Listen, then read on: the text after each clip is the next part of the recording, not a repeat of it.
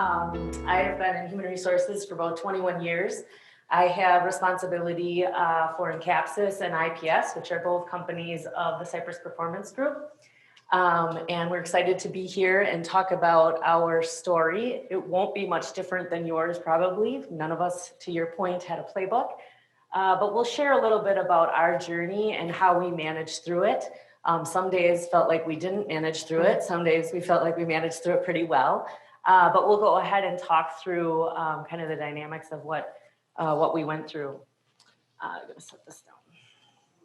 So today we'll talk about who we are, who is Encapsys, headquartered here in Appleton, Wisconsin. So Mary's going to talk about that.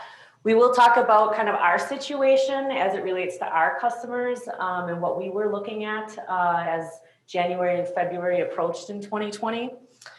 Critical tools that we found made us successful throughout the journey. What our future looks like, although I don't know that we necessarily have all those answers either, but at least we can talk about what our future looks like right now. Results that we were able to achieve during this pandemic, and then what we would do differently. I think we all have lessons learned throughout this last few months, so we'll be able to share some of that with you. But without further ado, I want to turn over to Mary. Mary's Sure. the president of Encapsys, and so she has all of the knowledge. Right. I'm a chemical engineer by background from University of Virginia, and spent quite a bit of time at Kimberly-Clark, so have some marketing background as well too. So I love to tell the story of Encapsys. Many of you might know we started off as a division of Appian, and we were spun off into a company in August of 2015. We are privately held, so it's not private equity, it's a private group, Cypress Capital Group, who has a hold and grow strategy. I like to call them a mini Warren Buffett. We're not going to be that big, but we're following that same strategy of a holding company and acquiring companies underneath. And we were his first acquisition. We are headquartered in Appleton. In fact, in the 5 years we've been here, when we spun off, we had to build a headquarters and labs. And so we are permanently set here. Our innovation headquarters is in right off of KK in the back part behind Walmart. And we do have one manufacturing site in Portage, Wisconsin. And there's a lot of history that it's there because in the days, carbonless was our number one business, a lot of carbonless paper, and that was actually central to a lot of the paper plants. So that's why it's there. But we've made a lot of investment over the years in encapsulation capability, and it's really grown. Some facts about us, the inventors there, they're the original inventors of encapsulation. The very first patent is back from the 1950s. Today, we hold over 100 patents, worldwide patents of encapsulation. And that's really critical because our vision is to be known as innovators in microencapsulation. And we are world recognized innovators. Many of our scientists are asked to deliver papers or present at technical conferences, so they're in high demand. The scientists have over 600 years and we have, I think, 11 PhDs and several masters, and we've got a nice young group of millennials too coming up. They're really pleasantly surprising us with their love of chemistry and the contributions they're making really early. We do, Portage is large-scale production, so the capsules we make actually sit in water, and we call it a slurry. So it's about 30% capsules, and the rest is water, and we ship tens of thousands of tons of that slurry around the world. So it's crazy to think about. So I'm going to tell you what is a microcapsule for those of you that don't know. So I want you to start off thinking of salad dressing. So when you shake it up, you get the little beads, or those really cool toys we used to put on our desks, like the hourglass with the colored oil and water. So perfume is basically oil, and we turn them into small beads in our process, and then it's a chemical reaction that deposits the polymer on the outside of it. So think like a bubble, and if you look at that top picture on the right, that's actually the bubble cut in half. And so in the middle is perfume, or some of the other things we make, and the outside is like a thin shell that kind of holds it in place.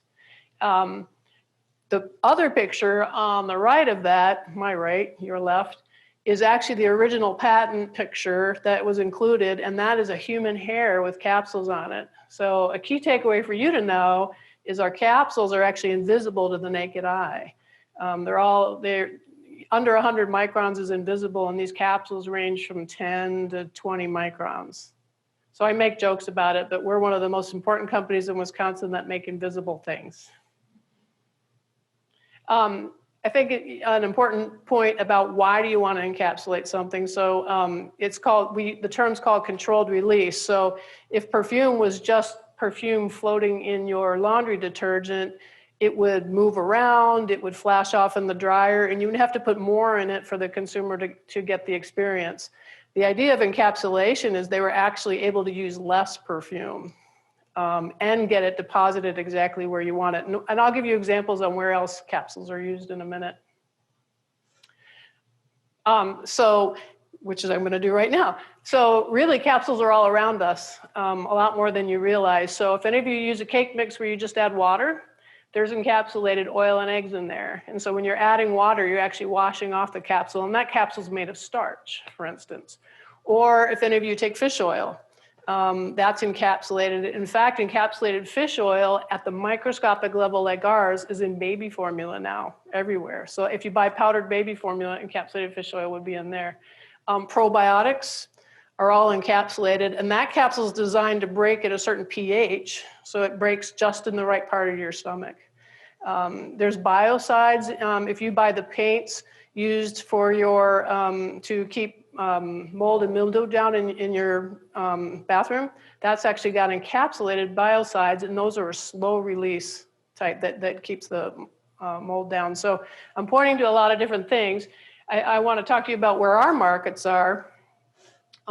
We're primarily, and we talk about inks and dyes, that was carbonless paper. That's where our world started with Appian, and there used to be a lot of carbonless paper. And as you can imagine, that market has declined rapidly as electronics have taken over the receipt. Our fragrance is by far our biggest market, and the new market we've entered is phase change. And if anybody's bought a cooling pillow or a cooling bed, that would have our capsules in it. And these capsules are actually designed to never break. So think of the blue gel pack you might buy for your sprained ankle. That's phase change material in it. And so it can hold heat or cold or release it. And so the idea is that's they're inside the pillow, in the foam or under the textile. Or if some of you buy like a cooling t-shirt for like golf, some of the golf shirts, it might have phase change in it as well. And then last, we're always looking at new market applications. And one thing I failed to mention is the primary purpose of our company is we're an innovation company and a growth company, which actually brought very unique challenges for us during COVID. And Myriah will talk more about that.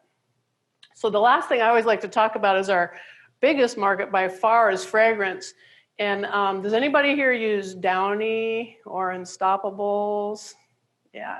So you've probably got our capsules on your clothes right now, which is great for me. But these capsules are designed to survive the wash, survive the dryer, and actually they're designed to grab onto your fibers and hold onto your clothes. And so the benefit that's trying to deliver is long-lasting fragrance. So when you take it out of your drawer, shake it, or just move it around, you're actually breaking those capsules and getting a nice scent. And so if you've always wondered why it smells so good, even a week later in your drawer, that's really what it is. So it's been a great market for us. We have a great partner who makes some of the biggest laundry brands in the world, and it goes all over the world. So Mary set us up really well for talking about kind of our situation. So if we back up to January of 2020, at the time I was in a different country doing an acquisition, and Mary and I would talk often, and we started to see things changing in China. We have a manufacturing plant in China in our other business. And we started to realize that something was really going on, and what does that mean? And I give Mary a lot of credit because she immediately said, you know, probably late January, early February, we're gonna have to get somebody together. We're gonna have to get a group of people together. We're gonna have to figure this out. And the reason for us for that is we do have a really, really large customer, and that customer receives their product from our one manufacturing plant in Portage, Wisconsin. And so we needed to do everything we possibly could do to protect that plant from having any infiltration of the disease, having visitors, having anyone go in there, and probably most importantly, protect our scientists who are in the lab here in headquarters from getting sick, because we did not want to delay any innovation, any patents that we were working on. And so it was really, really important for us to protect. So when we have only 2 facilities, you can't just, some organizations would be able to pick up production and move it to another production location. We didn't have that opportunity. There wasn't something that we were going to be able to do. So, right, we knew something was going on. We knew China was starting to shut down and extended the Chinese New Year. And so Mary said, it's time for us to get together and figure this out. So that was kind of our situation that we had. Go ahead. And I'll tell a story because, originally I bet we all thought it was a supply chain issue. Like, oh, we're not going to be able to get our stuff out of China. And then when we were reading about Italy, and as Italy started to get worse, and there was actually several articles where plants shut down, and that's where panic set in. It really did, because our plant is one of a kind. It's not an option to shut down our plant. We actually we had backup plans where us would go to the plant and keep the plant running. So we were going to bring headquarters people in and engineers. I mean, we had like 2nd and 3rd strings ready to go. I don't know what we would have let you do, but I'm not really sure what we would have found something for you. I might have, I don't know. I'm not sure what I would have done. But ultimately what we did then is we said, okay, we need to decide what our primary objectives are in this pandemic. We don't really know what we don't know. But what we do know is that number 1 priority is to keep our people safe. And that's everyone's priority. I'm sure that was the number 1 thing as it relates to all of your organizations. So there's nothing surprising there. We had to keep our customers' demand. So laundry was going up. I mean, everyone was washing clothes more frequently. They're washing their rugs, they're washing their towels more. Everybody was using more laundry. So our demand continued to increase. And so we needed to make sure that we were able to supply to our primary customer. And then, like I said earlier, I'm kind of repeating myself, I guess, but the ability to innovate. So how do we keep working on all of so one of the things that Mary didn't talk about is oftentimes the runway to get to the point where we're patenting something is a lot of years at times, with many different types of products to get us to that end patent. And so if we stop that process at any point, right, it can delay us 18 months, 2 years, and that we could not afford to do. So we needed to make sure, how do we keep those people safe? Yeah. And I don't know if any of you, well, you probably all remember, but we didn't expect an increase in laundry usage.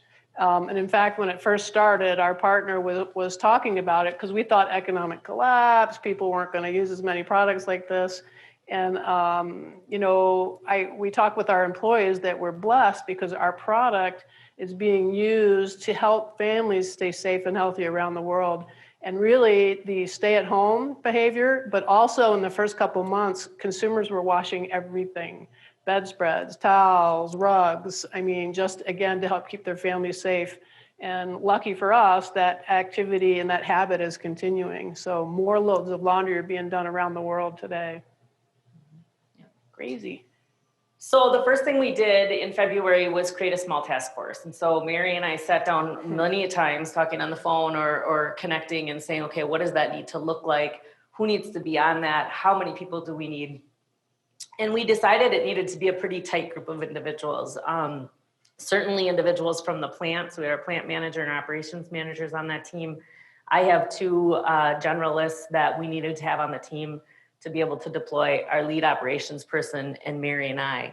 And so we put that team together and we literally met every single day from February until every day through at least May. And then now we've moved it to 2 or 3 times a week, depending upon, what's going on.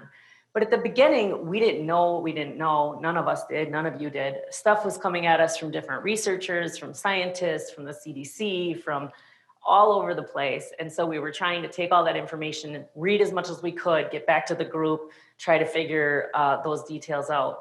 One of the things, because keeping our people safe was a priority, one of the things that we definitely talked a lot about is how do we lead with calmness to our teams? So we can be crazy and weird and scared and all that in our little group, but how do we leave our group and then go create calmness, certainty, safety amongst our team members and make sure that our scientists know that we want to keep them safe. all part of that process was, are we essential? Are we not essential? Does our lead customer send us information so that we can remain essential? And then we took that a level lower and said, okay, so if we're considered essential, then let's look at our team members and let's decide who's essential to be in our building. And we immediately at that point, I would say it was March 12th, 11th, something right around there, we went work from home if you can work from home. If you're not an essential team member that needs to be using lab equipment in the lab, we need you to get home. So that was probably our very first thing we did besides get the task force going. Yeah, and I'll just say that was a paradigm shift, especially for scientists, and we'll talk a little bit more about what work from home means to them. And I think it was also a paradigm shift for our culture. Our culture is a team of people who absolutely love what they do. They like working together. They're very much always interacting and having hallway conversations, similar to probably many of your team members. But when you're innovating, hallway conversations sometimes take you to the next level. Or when one person's working in their hood in the lab and another person comes by, they can say, oh, what did you think about this? Or this just happened. How could I adjust or change that? So from a culture perspective, that was certainly a concern. Inside our task force, one of the things we found very quickly, obviously we were creating guidelines and policies with all the rapidly changing facts. We talked a little bit earlier that, right, we were creating policies or processes, but we knew for a fact that they were going to likely change the next day or the next day because of all the information that was coming in. But I think one of the things that we would laugh about a lot is there was a lot of stress. And I know you all felt that too. Mary keeps telling us that she's going to take our task force to Hawaii, and that's what we just keep looking forward to. So if this ever ends, I'm going to Hawaii. I'm making up this conference. I'm like, no, we're going to go to Hawaii when this is done, I promise. And that's been kind of building, and it kind of helped. It was a good stress relief. And we are really going to go to Hawaii. I'll find a way to pull it off. I think I may have went through some of these points already, but really identifying who was essential and who we could have in rotating shifts in our lab. So our team members are used to working very much first shift in our headquarters office, but we very quickly decided something's going on there. We very quickly decided that, okay, some scientists want to work when absolutely nobody's in the lab. So we started doing 2 to 7 shifts. We started doing Saturday shifts, Sunday shifts. And when you're working with chemicals, there's a lot of things that we have to do to make sure that they can do that. So typically if someone's coming in on the weekend and any day, non-COVID times, they have to fill out a form. We have to know who's going to be in there because we need to keep them safe just from a chemical perspective.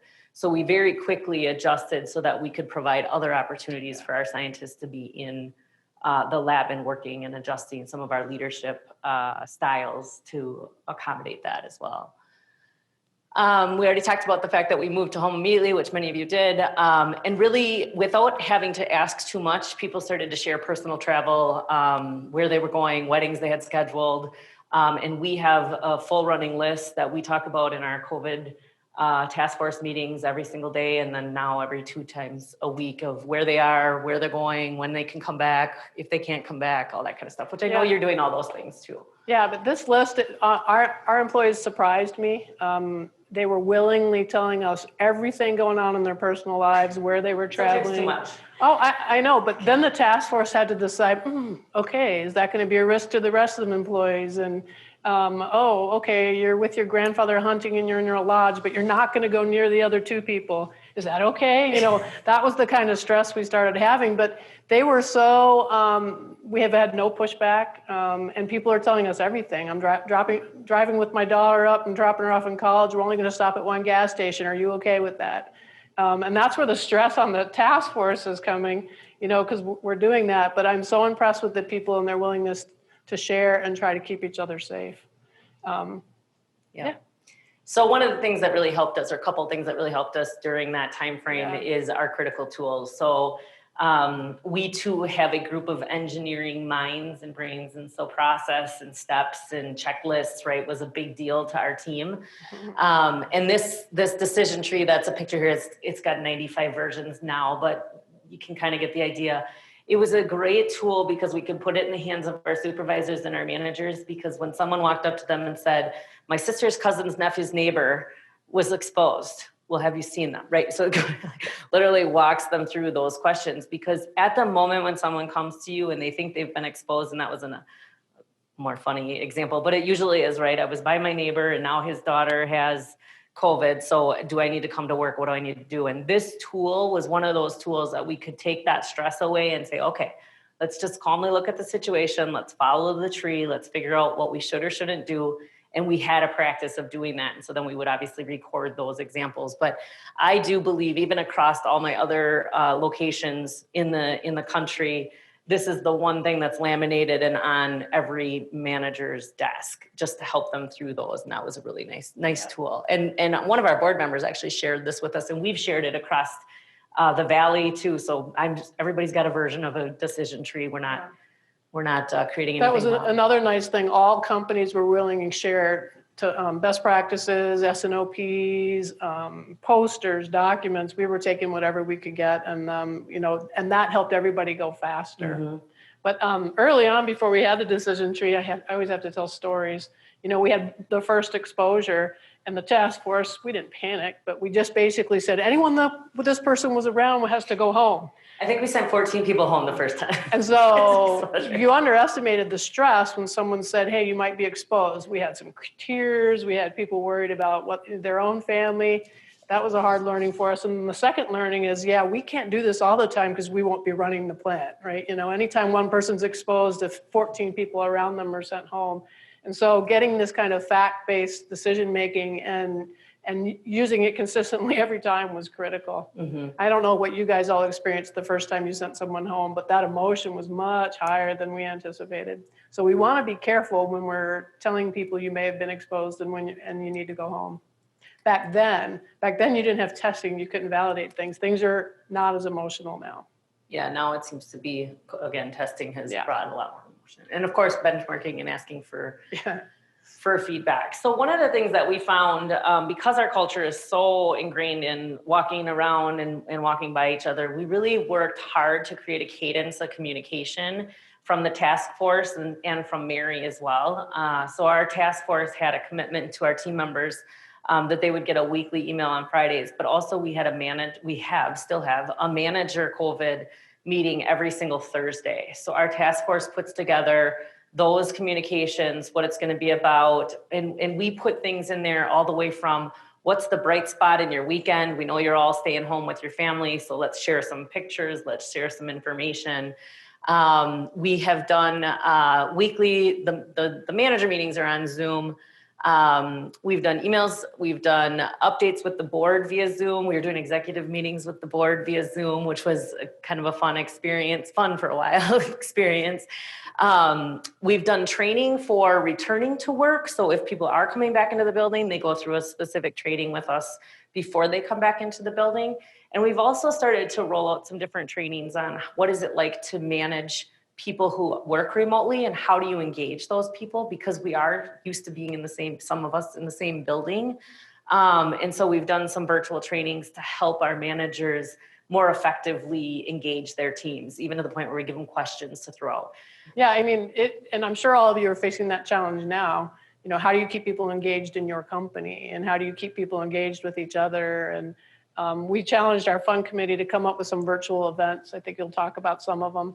Mm-hmm. But we had a virtual trivia night, and the families could kick into, and that was a lot of fun. But again, we're still challenged to find those events. And I'll take any ideas you guys might have after this meeting. Yeah, we should definitely be sharing. So just initial stages, you've all done this, right? You see we have the temperature checking kiosks, the sanitizing procedures, all of those things. I mean, we've had the issues of someone walks in and the temperature thing reads 500 degrees, but we know that's not right? So we have to go through the process of redoing those temperature checks. We have some really great tools. Our temperature tests are really nice now, but we started out with the regular old temperature tests. I call them guns, but I probably shouldn't call them guns. But anyways, in our vestibules, and lots of hand sanitizing, Clorox wiping, all the same things that you guys have done, but that was certainly in the initial. So what does today look like? We've minimized capacity. It's all about density in our building, especially because we do have our scientists that we want to make sure we still have everyone working from home. We're going to continue to do that through the end of 2020, and that may even continue to change. We've also done a full analysis of all of our job descriptions and have a commitment from Mary on exactly the percentage that every job can actually work from home, considering culture, considering engagement, and considering the actual work. So when or if we do come back to working from work, we're still going to allow some flexibility within each of our positions, but we have not rolled that out to all of our team members yet, because we want to be able to talk to them about that once we are starting to return back to work. But that work has been done. So I don't know, many of you have done this, but I know some of the larger corporations did a lot of studies like this, and Kimberly-Clark in the Valley is a great example, right? They reduced their office size and they determined who was a remote worker and who wasn't. This forced us to do that on a crash course, because we haven't communicated it yet, but it's clear our employees who are working home effectively are going to be asking, hey, how long can I keep working home if I'm working home effectively? And we wanted to be prepared to answer that. We did the work quickly because we thought this was going to be over sooner. Yeah, we were prepared to start rolling it out because we thought we'd have everybody back in the office by July. Well, that certainly is not going to happen. Yeah. You can see we added, it's kind of hard to see in these pictures, but we added another level. We have a very open workspace. We added another level of plexiglass around the cubicles. And excuse me, it's hard to see in this picture, but that's a clear, like a shower curtain. Shower curtain, yeah. Closing off areas within the lab, just so that we can continue to keep people from scientists can have their pod working. Yeah. So challenges. I think, clearly this is no surprise. Everybody's talking about it, but the isolation and the mental health challenges, I would argue we were not far enough ahead of that. We said everybody should work from home, and then we kind of didn't think about some of the additional resources that we could have given them sooner. We've done that obviously since then. But through some of our conversations, we were reaching out to individuals one-on-one that were working from home. So people that didn't have them reporting to them, we were calling to double check and check in. And we learned very quickly, it was like that whole idea that you can't come to work, we need you to work from home, versus us opening up and saying, you know what, you can come in for a day here and there as long as we know. And if you feel like you need to get in and have some social interaction or at least be by your desk, I think that opened up a lot of individuals, the feeling of isolation. They still would choose some of that flexibility in working from home, but they wanted to be able to come in and to see different people. And that was a really big eye opener, I think, for us, because we had kind of said, don't come, we want to make sure everybody's healthy. But what about the health of the individuals that are at home in that isolation? Or we have some single individuals who literally are in their apartments in Appleton or their condos or houses, whatever they have, alone. And so I think that idea of isolation and the wellness from a mental health perspective, I think we could have certainly gotten to ahead of time, I think. Yeah, and we're becoming hyper aware that winter's probably going to be tougher than summer because people can't even get outside. I don't know if your companies are talking about it. But again, any sharing of best practices would be great after this meeting. Mm-hmm. So engagement, we talked about earlier, some of the things that we've done there. We've done some fun fitness bingo. We did a fun trivia night. I'm kind of getting into the solutions, but it feels more natural that way. And we did a picture contest. Yeah, we did a picture contest. We actually, well, I won't jump there. I want to talk a little bit about the manager's personal lens, and then we'll jump to the fun stuff here in a second. So one of the things, probably the biggest for me from an eye opener, and I think Mary too, it was very difficult to drive from a task force perspective of this is how we're going to live and breathe through this, when each manager was managing through their own personal lens, because there was a personal, either political or emotional lens that they were dealing with like on their own, right? So I either believe in masks or I don't believe in masks. I don't believe in COVID or I do believe in COVID. And so when we were saying, right, yes to masks and yes to work, you're going to work from home and your team's going to need to work from home, there was a lot of convincing that needed to be done for them to lead through our lens. And that was a little bit more surprising because usually you can get leaders to jump on board if it's a culture initiative or an engagement initiative. And sometimes there's a little bit of pushback. But this was more of a true emotional connection to whatever their beliefs were, which was something that I found very interesting. And so I found the teams interacting and acting differently depending upon the manager and the lens that manager had. So that was an interesting challenge. I can't tell you that we solved it, but I think that I would spend a lot more time if I were to get to do it over on change management of how do you transition and move out of your own way and then lead through that initiative. So that was kind of an eye opener for me, and I think Mary. Well, it was really a one of a kind emotional incident. I mean, it wasn't normal change management by any means. Yeah. Right, exactly. And then obviously we've talked a lot about the momentum of the innovation. So some solutions, we had a unique situation where our 5-year anniversary of being out from underneath Appian was during COVID. And so we would have had a big party, we would have had everybody invited, all the spouses probably would have been invited. And so it was very interesting. We had to make that virtual. And so we had that, and we also have a very serious technical award dinner that we do every year, which is very, very special for our scientists because they are given awards based on their patents and based on the innovation that they've done. And they pride themselves in that work. And so both of those events had to go online.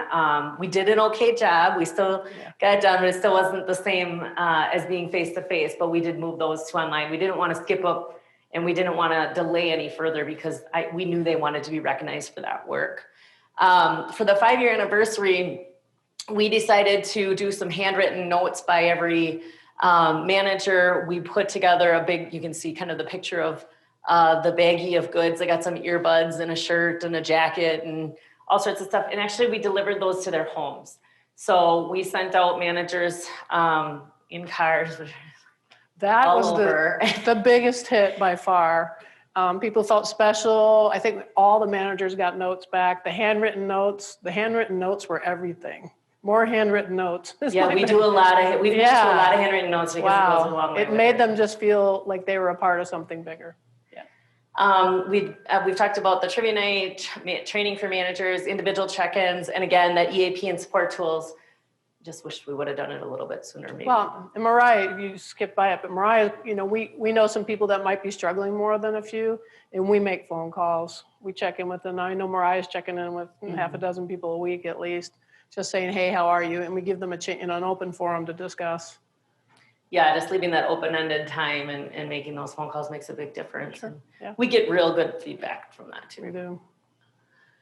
Oh, so I want to talk about this because, as a leader of this company, innovation is driving our growth, and that we were really conflicted with how can we ask people to keep coming in and innovating when they're not comfortable or there's all this else going on. And I was absolutely sure innovation would halt. And some of our customers, we did see innovation halt because they sent every researcher home, especially in the auto industry where we sell some phase change. I mean, everything shut down, the doors shut. But the most unique result that happened here for us is innovation actually accelerated during this time. The rotating shifts, the scientists adapted. And so how they do their work today is they go in and they're making their batch under the hood, and the batch will go for 6 hours, and then they'll do their paperwork while the batch is going. They'll talk to their their peers. And the key is we wanted them in and out of the lab as fast as they could and then do their paperwork at home. And they actually found ways to adapt and make that happen without missing productivity. The other thing was reducing density in the lab, the physical barriers. But what surprised me is, so there's a picture of collaboration. We have collaboration spaces in the labs, and there's 3 people at most we can get in there. And we used to have like 8 or 9 standing around doing things. Our teams adapted Microsoft Office Teams in a really big way, and we talked to them, and I'm going to show you a video talking about it in a minute. But they don't even look at email or text anymore. Everything's Teams. They each created emojis, and they have little chats going on. And you know what? They're funny, and they have good sense of humor. And when one's talking about something, the others are making jokes, and it's really become a new culture. But the collaboration and the innovation is continuing using these tools. So really, really proud of them on how they've done that. In fact, next is a video. So, we wanted you to hear it straight from them.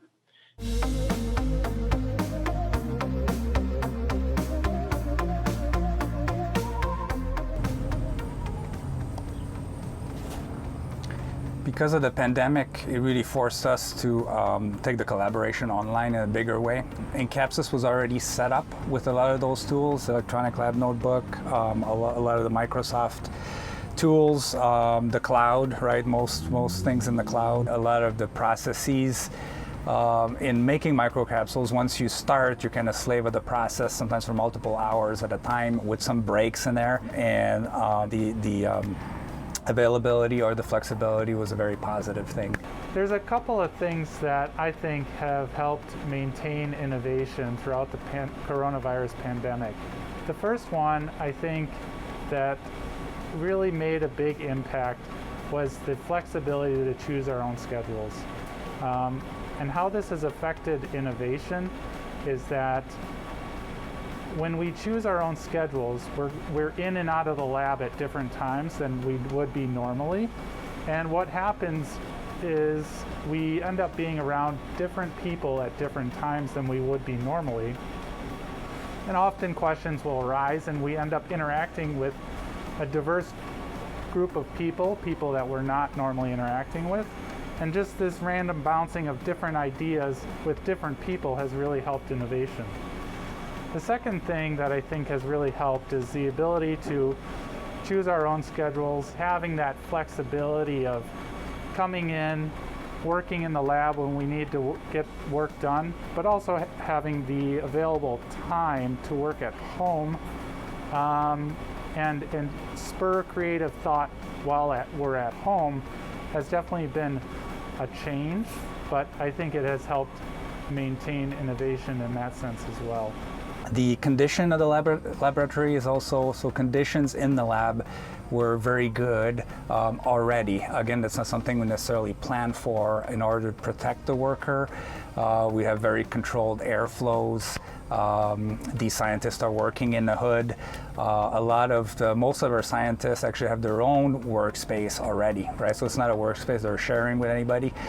So we had to make some modification, but we really, because we had the facilities that already facilitated that, we only have to focus on, limiting the people in the lab, controlling that, and then really having people come in at different hours depending on the work that they had to do. And Capsys was able to quickly adapt to the situation because, a lot of thoughts had gone into the design to begin with in making Capsys a state-of-the-art, right? And especially in Capsys HQ, a state-of-the-art facility. So because of that, I think a lot of our online tools, electronic lab notebook, everything was set up so that we would be able to access that from any place at any time.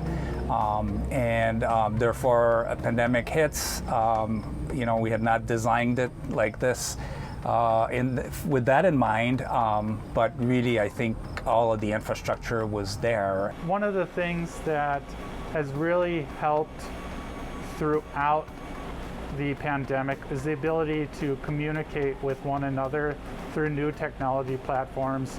One that we use here at Capsys quite often is Microsoft Teams, and it enables us to not only bounce ideas off of one another through chat functions, but also have meetings, maintain social distancing, and communicate just as effectively as we would otherwise.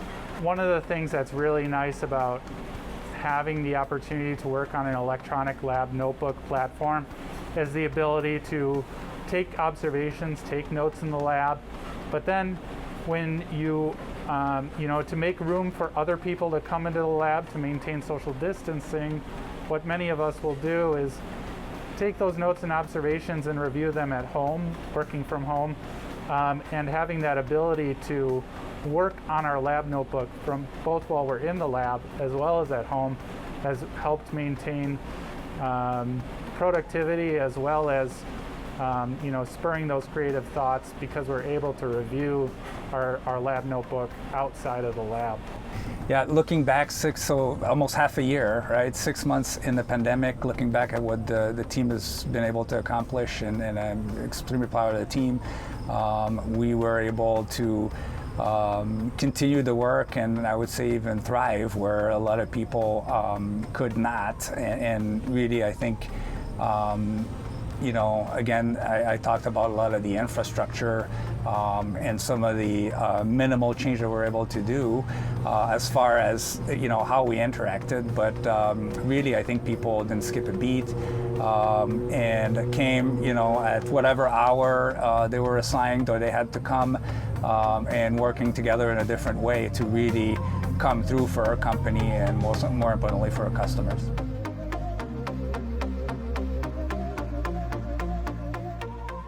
Myriah and I said, hey, we want to do a video. Any volunteers? And usually people won't make eye contact. You're met with radio silence. And what surprised me is our younger scientists were actually enthusiastic about it. And so the star scientist is a guy named Stefan, and he's a PhD student we hired literally just over a year ago. Yeah.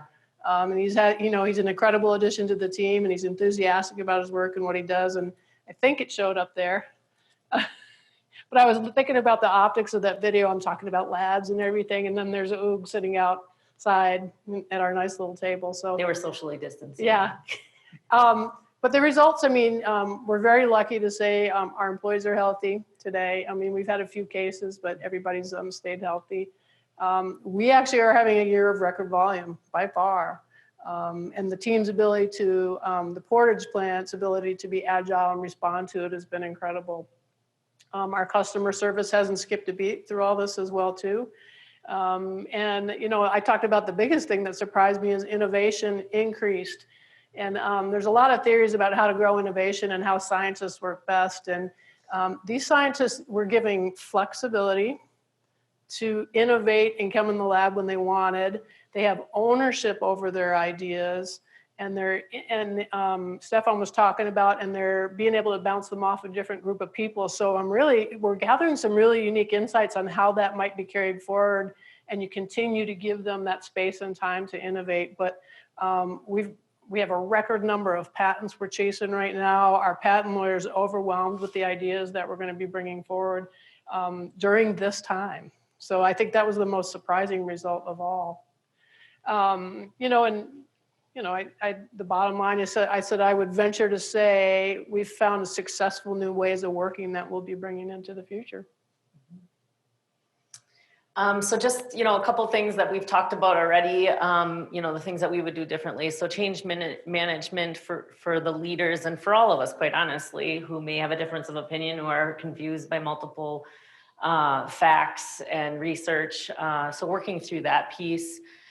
Get more one-on-one feedback earlier through tools like surveys. So we talked about the fact that we're doing these one-on-one conversations, but there's probably some tools we could use through even an engagement survey platform, which we do engagement surveys, but I think there's now COVID surveys inside of engagement surveys that you can use. So maybe using some tools like that. And again, I think just as a society, I think talking mental health sooner might have been a good idea for us. And we didn't have any issues. I talk about that a lot, but we didn't have any issues, but I just don't think we were thinking about the isolation and the impact of that isolation early enough, I guess is my point. But overall, right, teams are engaged. We're really excited to be offering different solutions. We're all learning different platforms. We're having workshops and trainings online. And so from a success perspective, I feel, although it was stressful at times, I think that we've seemed to pull through as a leadership team, as all of you have as well. You don't have a choice when you're living in a pandemic. You need to figure a way through it. And I'm lucky that I had, Mary with me and all the whole team along for the ride. They were all pretty committed. Yeah, but we will recognize this isn't over, right? It's a journey. Will the results continue? I believe winter, the holidays will be hard on people. Too, in the isolation. So we're working hard to try to get ahead of that.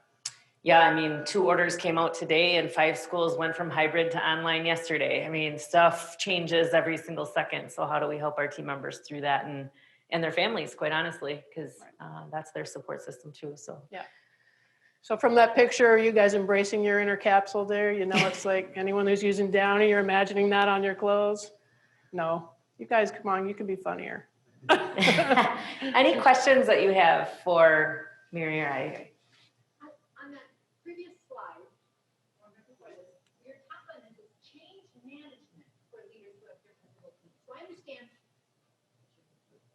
I understand that people have difference of opinions, but what do you mean by change management? That's a great question. So I know I need to repeat the question for those online. So the question is what do we really mean by change management when we're talking about individuals with difference of opinion? So similar to what you would do through any change management of getting somebody on board of how we're going to lead, using those same tools to respect the fact that they have an opinion, but to get them in a headspace where they can lead through our new policies, new strategies, new ways, and spending more time with those individuals that are struggling to be able to set that feeling, choice, emotion aside and then lead. We didn't spend enough time in letting them get there in order to lead through it. It was more like, this is how we're going to do it, now go lead. And sometimes that's the way it had to be because things were changing. But in a good change management process, you're spending a lot more time on the front end of giving them the why and giving them the reasons and it's kind of a convincing or influencing them of the buy-in. And we didn't need to change their opinion. We just needed them to lead through the pandemic the way that we were asking them to lead through it, if that makes sense. And there was a lot of changing facts. I mean, we had scientists sending us articles on why masks don't work, right? And another scientist sending us articles like, oh, the chemicals will get caught behind the mask and our safety will be worse. And then we had other ones sending us stuff from, I was telling them, these guys, the article from Korea about what happened at the customer service center and the one person who got it. And it was clear it wasn't touching, it was breathing the same airspace. And so passionate differences coming at us from a science perspective. And so the opportunity to say why we're doing it and give them a chance to debate it and then say why we're doing it again, debate, we just didn't have that time. So that's probably what we would do different if we had time. So here's a unique opportunity for those that are attending virtually. I forgot to mention the fact that we do have a Q&A and chat. So if you want to honor our guests, and you can probably do it anonymously if you're afraid of raising your hand. But it would be great to hear from you and some of the thoughts that you might have. I know one of the questions I have is, and maybe this is for you, Mary, but if you think about where you're at today, and again, I'm just amazed. We just celebrated a 5-year anniversary, and you threw a pandemic on top of that. As successful as you are, what does this pandemic do for your business overall? Do you see a drive in demand? I mean, certainly there's a short-term demand, but do you see when you think of the innovation, do you see an opportunity for new products, product development? Sure. I don't know, there's probably some folks that figure out a way to make disinfectants last longer. Yep. There's a couple trends going on here, and obviously the needs for anything antibacterial, antiviral. So you remember that slow release capsule and paints I was telling you about? Could something like that go onto surfaces and everyday objects? The work from home trend that is anticipated to continue and grow would result in using more consumer products. So less time in hotels and more time at home. What are some of the other trends we've seen as well too? The bigger trends are people are much more aware of the environment. So, and sustainability is more important, and it goes back to when China shut down. And if I remember, you guys, any of you saw those pictures of what happened to the environment when it was shut down for a month. The air cleared. There was pictures of the water, of the effluents that weren't out there. There is a prediction that consumers will start demanding more products that are good for the environment. So we expect to see that trend grow as well. Yeah, and I would just add in our base business, our largest customer sees the trend continuing from a demand perspective, that everyone will continue to keep washing more and using those products more. They don't necessarily, like we thought, just be an initial spike. They see that as a long-term demand trend. Okay. There was a question submitted through the text chat, so I'm going to repeat it. And the question is, how productive do you really feel working from home compared to being in the office? Good question. Great It's question. a personal question. Go So ahead, how Mary. productive, the question is, how productive do I really feel working from home in the office? Me personally, I have highs and lows, absolutely. Early on, I was excited and productive. Then I went through a period of I miss everybody. But really, we're in a strategic planning time frame where collaboration is critical. and it's a low. Collaboration is very difficult. We keep trying different tools. I feel like we have one meeting, we take 2 steps forward, then we get back online again and we're a step back, because people don't have the time to challenge and engage. In fact, what I'm finding is when you're in these Zoom meetings or virtual meetings, there's a lot more silence. And what used to take an hour meeting is done in 45 minutes. That's good, but the bad part is people aren't engaging. So I think we can overcome that. We're trying. But right now, that's the difficult part. And I don't know about you, Myriah. Yeah, personally, I find it makes it very much more difficult to disconnect. So very early morning meeting, and it could be 8 o'clock at night, and I realize I haven't even really left where I was sitting all day. That you can just kind of, because you're already right there, you can kind of just keep going, and making it a little bit harder to disconnect and say, okay, I'm going to be done for the day. I'm going to, walk up and be by my family. So I do think that there's some sensitivity around that. And so kind of probably the opposite of what the question was actually asking. I'm seeing a lot of, especially I would say in my HR team, I have about 25 across the countries.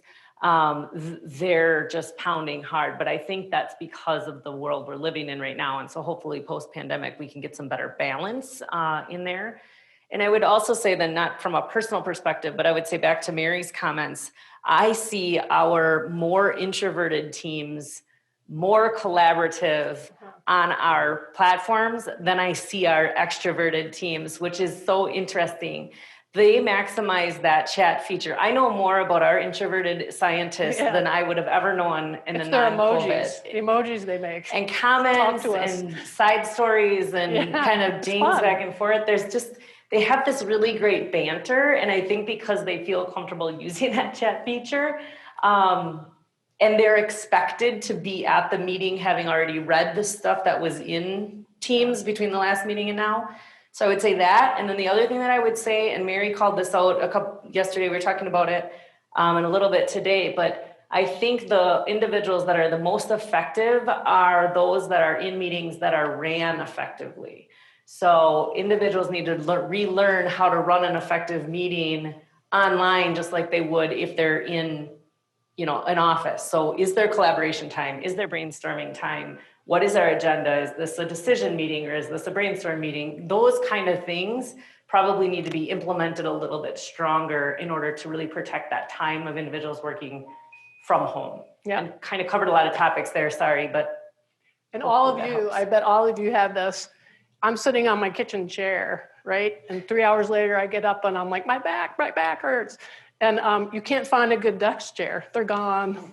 I mean, they're on back order for like 3 months. So setting up an ergonomically friendly workstation at home, it's starting to add up. And I bet you it's happening to everybody. Things like your neck might be hurting or your wrist is starting to hurt from moving the mouse around. But for me, it's my back. My back hurts. Mary, do you foresee a time that you require people to come back?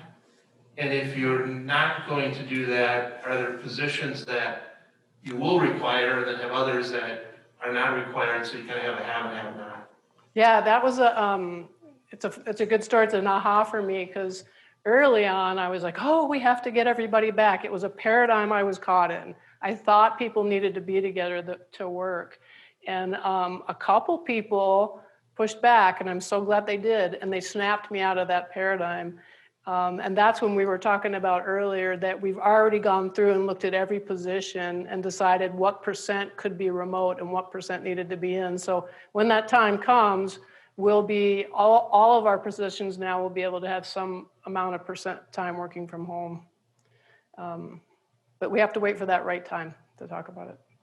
Yeah, and none of our positions will be considered 100% working from home, because Mary's culture and value on collaboration, we're going to have some sort of everybody's in day, right? Whether that's a Monday to kick off, or so maybe you're only 1/5 working from the office, but we may say, right, Mondays tend to be the best day, so we can kick the week off right. We don't know this for a fact, but these are things that we're throwing around a little bit of, is there value in us all having 1 day or 2 days a week that we know everyone's going to be there so that we can have our quarterly meetings and we're not using a Zoom for one time. Although you probably will always use a Zoom, I would imagine now, but some of that conversation is happening too.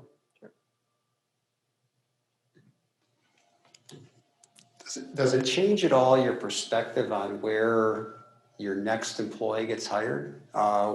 Said differently, you've created this structure that's flexible, right? Like us, we've learned a new skill over and it takes, I believe, 90 days to form a habit. We're 2 times that. Do you see your next hire perhaps bringing a different geography that might be able to work effectively in some type of hybrid environment? I'll let you, yeah.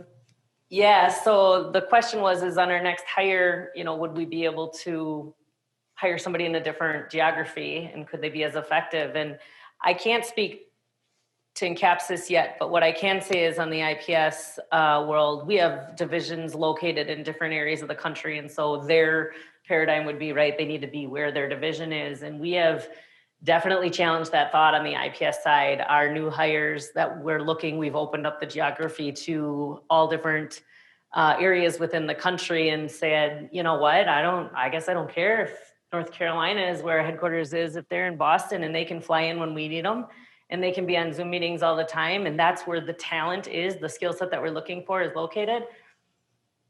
We're doing that now there. In Capsis, we haven't necessarily gotten to that point yet, but I definitely think it could be available if there were it comes down to the lab space for us. Yep. The type of employee comes down to. Yeah, lab space. So we'll see, maybe. You talked a little bit about the long-term effects of mental health, and you're already starting to see some signs and some warning signs.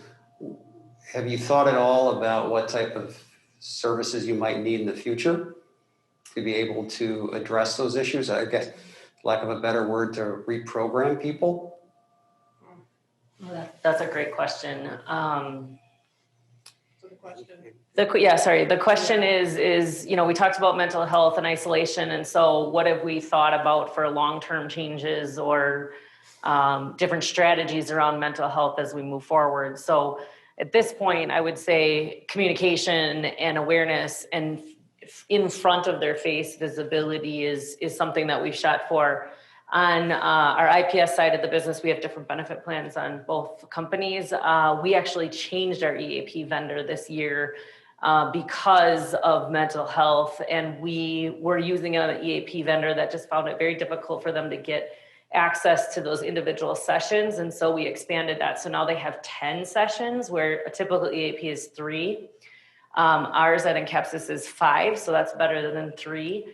And ours is pretty strong on the Encapsis side, but we've made some of those movements. I don't know that I necessarily could say that we've dug into a full-fledged strategy on it, and I think we probably should. Yeah. Do you think differently? Yeah, Or no, is there no. something else? I mean, other than just the engagement and trying to have fun and try to continue the small things that matter.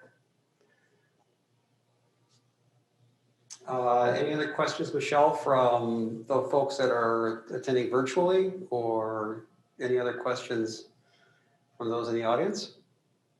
I have not received any more via the text chat, despite requesting submissions. So if you have any in the audience, great. One in the back, 1 second.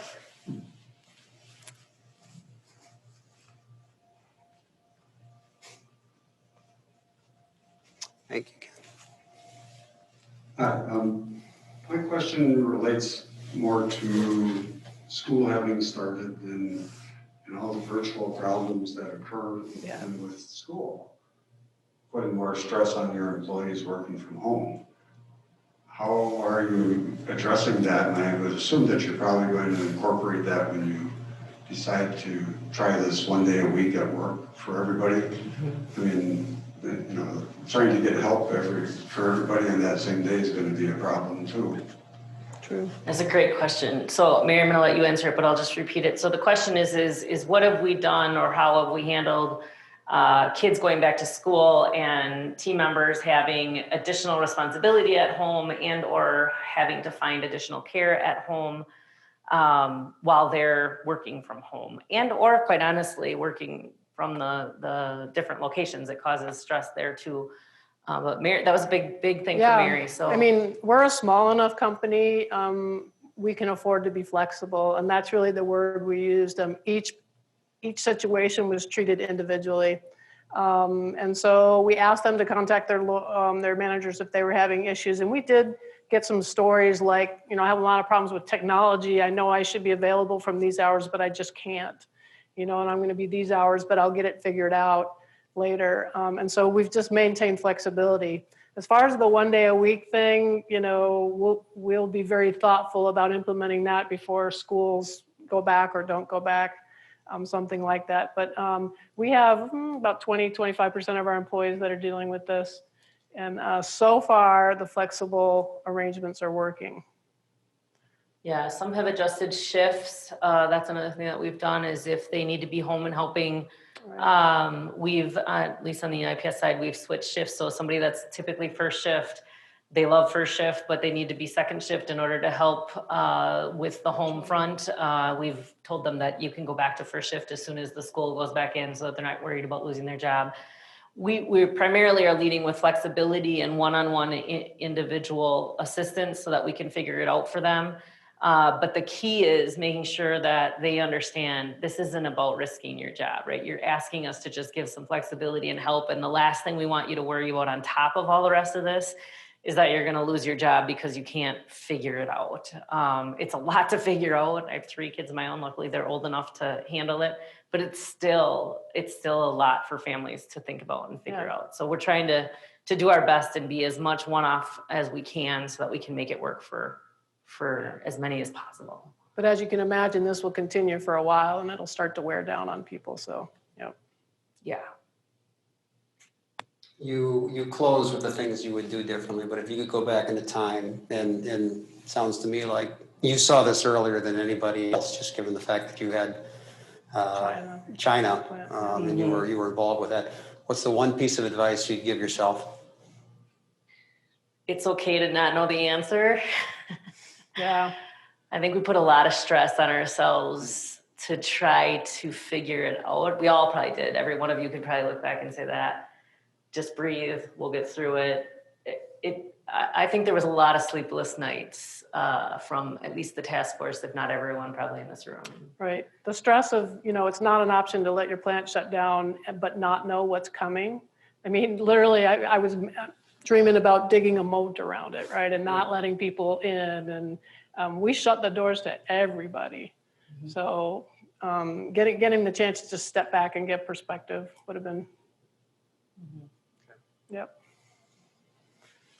Well, Myriah, thank you for your words of wisdom. My takeaway from this, by the way, it's comforting. It's comforting to hear your story because, as I sit and draw congruencies with our organization, I see a lot of the same things.